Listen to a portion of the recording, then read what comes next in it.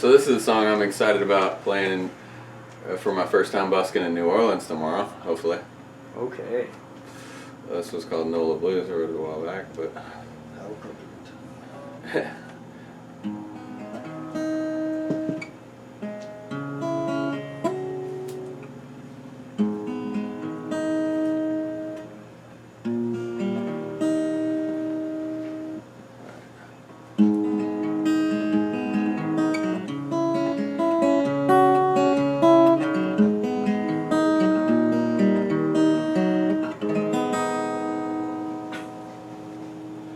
Well, I was making my way down the road in a story yet to unfold. The dog started barking, so I sat down and kicked off my shoes. A stranger said his son had carried quite a load. His journey worth his waiting go. So I picked up my guitar and started singing the blues. I said, I've been on this road so long, I can't remember quite where again. I held on, this guitar so hard, now it's my only friend. I've been rambling up and down, trying to find an end. And I ain't been home since I can't remember when.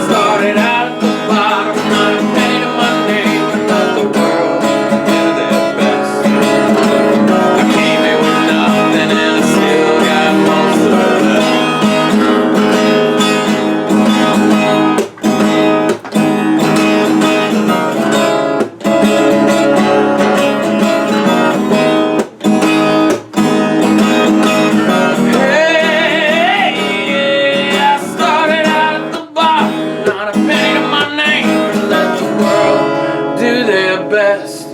I came here with nothing and I still got most of it left.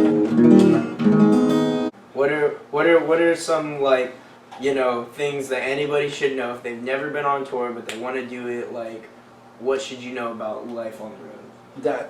It's a lot less expensive than you think it is. I mean, I'm saying that because I get everything for free or as close as I can, and there's odd pluses to that being a touring artist too, because for instance I had some really nice t-shirts made up, and it was really hard to lug around like 50 t-shirts, but I had some t-shirts made up, and I wanted to get my money back out of them, and I had some really nice CDs made up, you know, with the cover and a picture of me on the first train I hopped, and it was really decent. And I was trying to 10 bucks a piece, and I thought that was pretty decent for a CD. And then I started trying to sell them closer to cost, which was like 5 bucks a piece. And I would get rid of maybe 3-4 CDs at a show, sell a T-shirt or two. And when I finally just said, you know, this is just too much. This is not the reason I'm doing this. I want people to hear my music. I want people to be able to take my music. I just started finding the cheapest way I possibly could. I'm down to about $1.40 when I'm on the road, $1.40 a CD, and I'll take a pack of 25 and I'll burn them up in my external hard drive, attach it to a laptop, and I'll burn them up and I'll put them in the thing, and I'll write all the songs on the back, and I'll give them away. And I do give a lot of them away, but the people that return and in return voluntarily pay for them make up, and my average cost for CD, no matter how many I give away, is about $12 a CD, and I'm paying $1 something for them, and I'm making 12 bucks back on them. I may give away 5 or 6, but then someone's going to give me $50 for one, and the next person's going to give me 20 for one. Next person's going to take one for free, and their friend's going to go, I got him, and give me $50 for the 2. And my average always ends up to be about $12 a CD, no matter how many stacks I leave in stores or whatever. And I'm like, well, this is working out well. And the more music out there, you know? I'll go to a show and I don't have to worry about charging $5 a CD.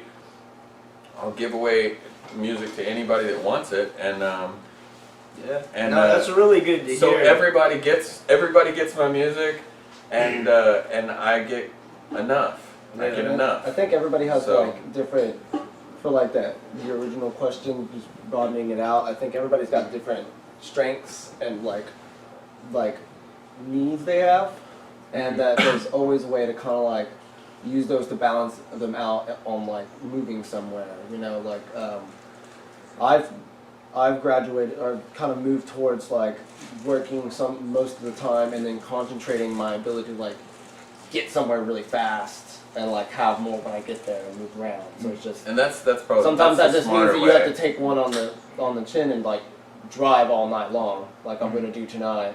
But you know, that's one thing that I can do, so that's something I can use to keep my costs lower. And just also just reaching out to people and knowing people too. I mean, just everybody's got different advantages they can use to make their going somewhere easier, you know, like. Kind of get back to your initial questions. I've been traveling for like 7 years, just over April will be like 7 years, and what I do works for me, but I don't ever. I know that I do everything wrong. I do everything wrong. I don't hitchhike the right way. I like to walk. I don't hitchhike the right way. I still don't know how you're supposed to hop on a train, but I mean, I've hopped on quite a few, and just things. I mean, I don't know. I know I'm not the person to ask how to do it. Yeah. But yeah, if you want to know like cheap tickets and stuff, like you coming up and staying in Denton and doing the Jazz Fest thing. And that was a really good tip. Oh yeah, exactly. Yeah, Megabus. And if you do some research, there's all kinds of cheap stuff you can find. I mean, like. I saw in one of your videos that you posted, you like ended up doing like a ride sharing thing on Facebook, and that worked out. Yeah, that was the first time I ever used Facebook. That was through somebody else got a hold of me, and with another old school traveler knew some people through this ride share thing on Facebook and put me in touch with them, and that worked out real well. So do you have any like on the road horror stories that was just like shit hit the fan, like you're like, I don't know what to do, but then you learn something having to overcome that? You're always going to learn something about yourself, and every time you choose to play the game, you're going to win or lose, and the more you play, the more you lose. I mean, it's the same thing as everything else, and it's the reason I don't gamble, but I get told that my sister and my mom tell me I gamble in other ways, and maybe that's true too, but I understand that, I mean, you're in it for the experience. Why do people return to slots and cards and horse races? And I don't know why, because I don't relate to that, but I do understand they've got to be in it for the experience. And I'm in this for the experience. I learned something about myself. I learned something about the world around me. I developed relationships that, I enjoy traveling. It's how I write. It's my inspiration. It's everything. It does a lot more for me. So to romanticize the hell out of the hardships is just what I do. It's not to say there's not losing hands, because I lose hands all the time. I feel like it's the losses and the gains that help it, like turn it into like the. And I'll never make a lot of money, but I feel like I make a good living. So. Yeah, exactly. That's all that matters to me, is making a good living. Yeah, I like that. I'm broke as fuck all the time, but I don't ever. It's kind of like being rich. Sandra made fun of me the other day, because I went into the bar with these guys and I bought an appetizer for us all to split, and I was like, oh my God, it was $14 for an appetizer. And Sandra, I got home and told her, I just spent all my money on mushrooms and shit for us, pickles and mushrooms. And a potato wedge a piece. And she was like, why do you not look at the prices? You do this every time. I'm like, because I'm not used to looking. When I'm on the road, I never look at the prices. I grab the menu, I sit it down in front of me, and I go, okay, I'm gonna get a vanilla shake or strawberry shake, and a bacon, mushroom, Swiss, burger, And I just play music until somebody buys me it or gives me enough to get it. I mean, I trade time rather than money, and so I don't really, a lot of times, know what things cost. I still do that to this day. I just learned how to stop getting upset at myself. I'm like, well, whatever. At least I'm getting what I want. And if I had enough money in my pocket to pay for it, then it's all right, because I could always go back out and play some more guitar or something, you know. And like hotels are expensive as hell, and I'm not. I could do something else or go out. I'm not one of these people that ever hustles up enough money for a hoodie. Oh, look at this! Hey, We got depends on where I'm at. $100. I don't. I'm in Las Vegas. Not gonna do it. $30 a night for circus. I just plan on sleeping Take that. somewhere, and 80% of the time I don't. But you know, I have been traveling for a while, so I do have, luckily, friends in a lot of places. Yeah. The more you reach out too, that's one of the biggest that's really advantages to do it. Is, because you're almost always just like a few people away from knowing somewhere pretty much in any major city. So you gotta have sometimes like your I don't learn that they're there travelers network. You gotta like ask around, you know. You can ask your parents, ask everybody you know. Like, I've met willing to let me. I've met some really great people. I mean, that's what's bringing us out to Vancouver for. Yeah. Event. And like, speaking of Rags, one person between us and them. I hadn't seen Rags in like 5 years or something at one point, and he was living up in Washington or Oregon, and he said, hey, I got a friend from the Yukon who's a friend of mine's girlfriend's friend, and she's at the Walmart in Denton, and I'm like, okay, pick her up, sleep on the couch, you know. I mean, like, you know people, so. We're in Houston, on the way to New Orleans. Travelers are different because we all know we depend on this, and that's why I like having a home base. I like having a home base because I like having, first of all, in all things, balance. I feel like I need that. I stayed, like, I think my longest stretch on the road at one time was almost 2.5 years, and I'd spent about 3 weeks at home with friends, and 2.5 years. I walked 1,000 miles of California coast. I walked all over the place. I hopped some trains. You were the man who walked 1,000 miles of the West Coast. Just to stand outside your door. 500. I was like, wait, where are we going? Where are we going? But I'd done all that, and what had happened was I found myself at this place in Ohio where I was staying. And I had all my bags packed up, and I was sitting down, and I was clean, I was shaved, I was ready to go, and I was looking at the door like, and I realized then that if this thing I love ever becomes a thing I dread doing, you know, putting my bags on and walking another step, you know, then I need to evaluate. I need to get some balance, you know. Yeah. So I go home, and it helps with the music because, you know, I get to make some videos. I get to host other travelers. I get to feed people, cook for people. I get to let them stay on the couch. I get to get entertained by them. I get to hear their adventures. I get to make these connections from people without ever leaving, you know. And I get to work on my business, my networking, my music, and my stuff like that. Record all these songs that I write on the road or whatever, and I get that part until I just absolutely can't stand being in one place, and I get itchy feet. And the first time somebody says, "Hey, I was thinking of going to New Orleans," and I'm like, "I'm there. Let me go with you. Let me go with you just for a week. It's fine. I need to get somewhere." And that makes it great because when the good weather rolls around, and when I've got dates booked all over the country, and we're going to Canada this year. I mean, it's just it's becoming this cool thing that I get to do legitimately, somewhat legitimately.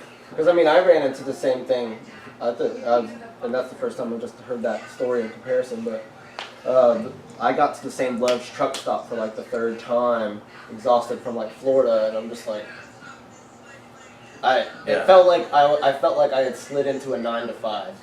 Like I felt like.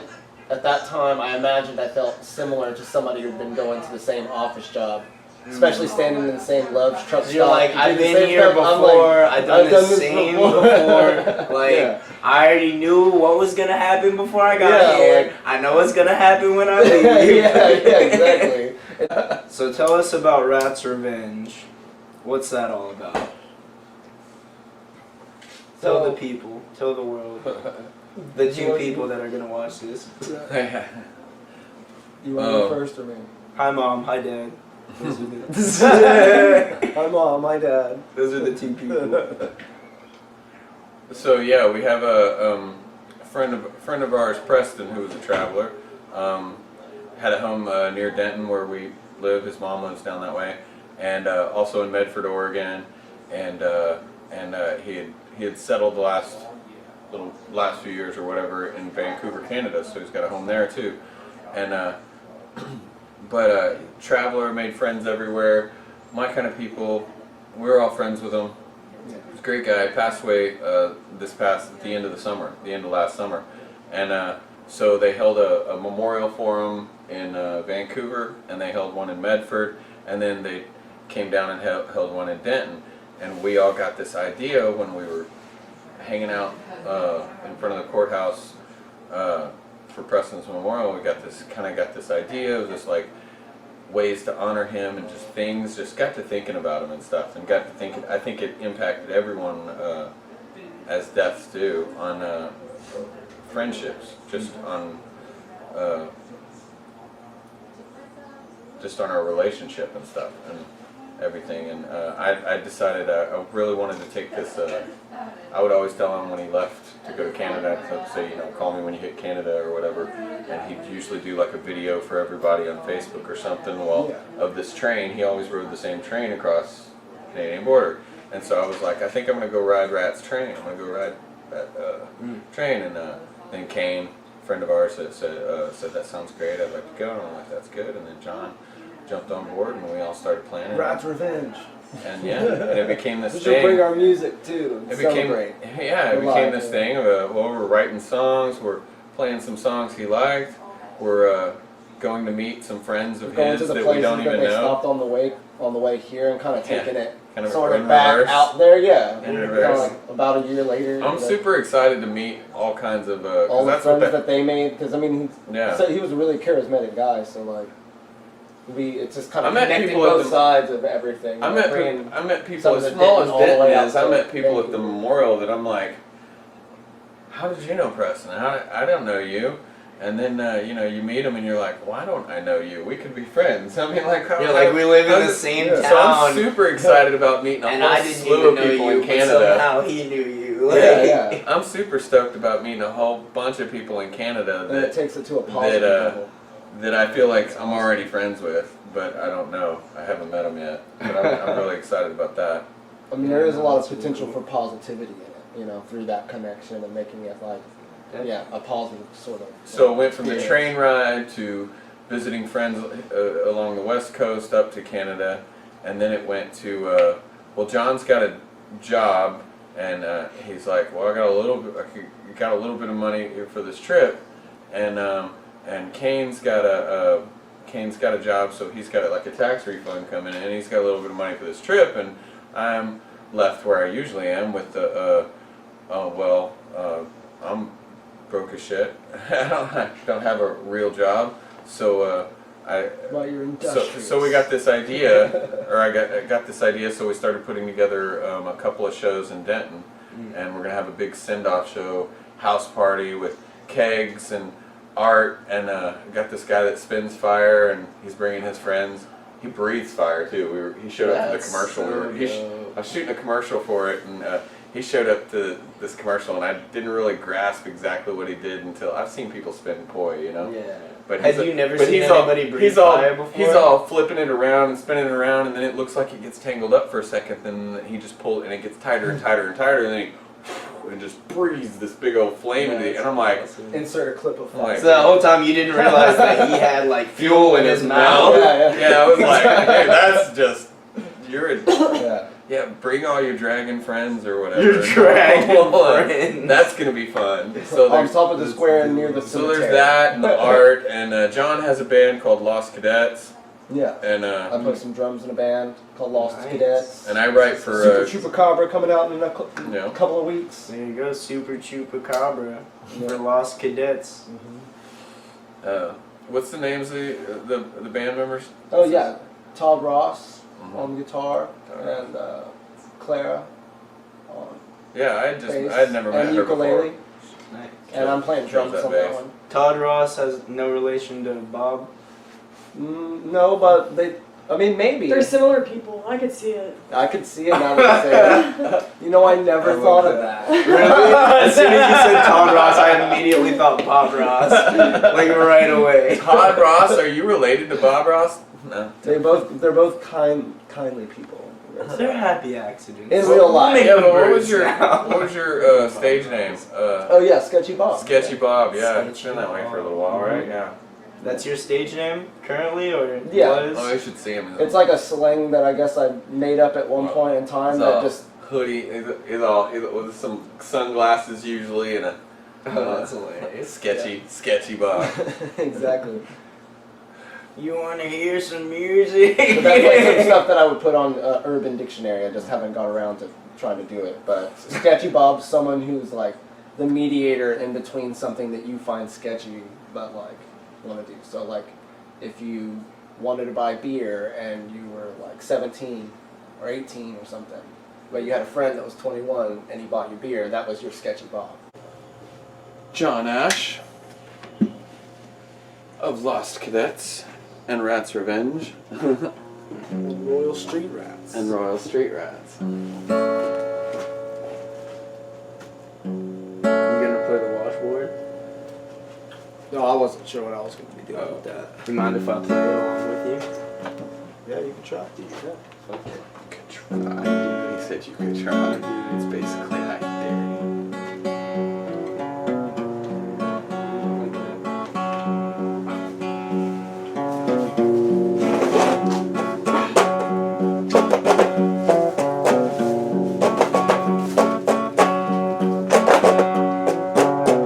Way my soul down, way my, sell my soul by the river. Way my soul down, way my, sell my soul by the river.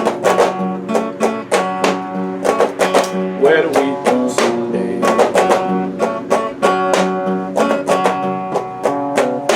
Take my ticket now. Take my gun and hide. Take my ticket now. Take my gun and hide. Hell, we go someday.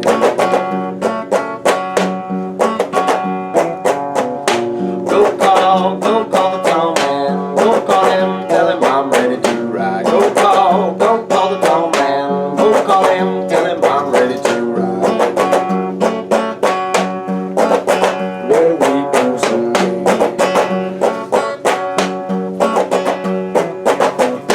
Go tell St. Peter. Go tell